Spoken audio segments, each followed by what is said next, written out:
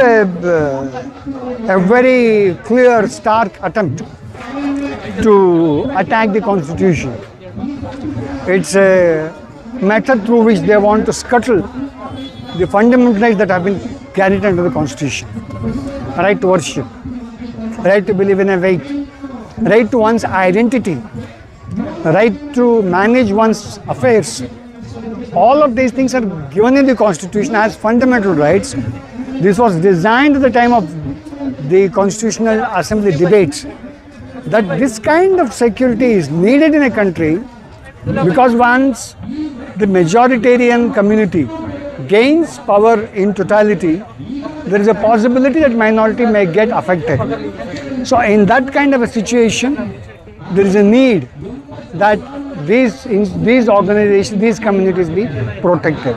So therefore we have the rights of religion, rights of managing religious institutions, education institutions, all are guaranteed under the constitution with a specific purpose to ensure these are part of the fundamental rights, so that the Constitution of India being a document which is most important document in the country, and supremacy of the constitution is settled under the Keshavanand Bharati judgment. Any attempt to scuttle these fundamental rights is difficult. So therefore they use this Waqf Act as a method through which they try to bring in, kind of wedge into the communities, trying to bring in a new meaning to this particular constitutional rights, or trying to scuttle the rights guaranteed under the constitution. One of the major aspects is that the Waqf Act which we had earlier very specifically said any person can create a Waqf, any person, irrespective of the religion. So that's one of the things which is being practiced in this country for ages.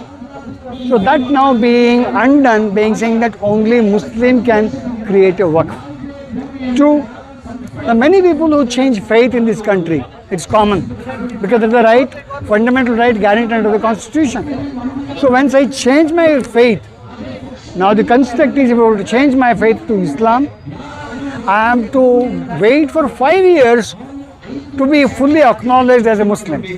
Who gives the authority to the state to decide when shall be my faith be enforceable?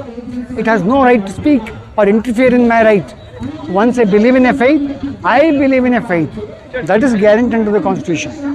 That is being scuttled through this law. It's predominantly a method through which they are trying to kill the spirit of this particular community, spirit of the constitution and the constitutional rights guaranteed. So therefore there is a need that every citizen need to fight against this law, not just Muslims. Muslims are part of this particular structure. They are the targets of this particular community being targeted.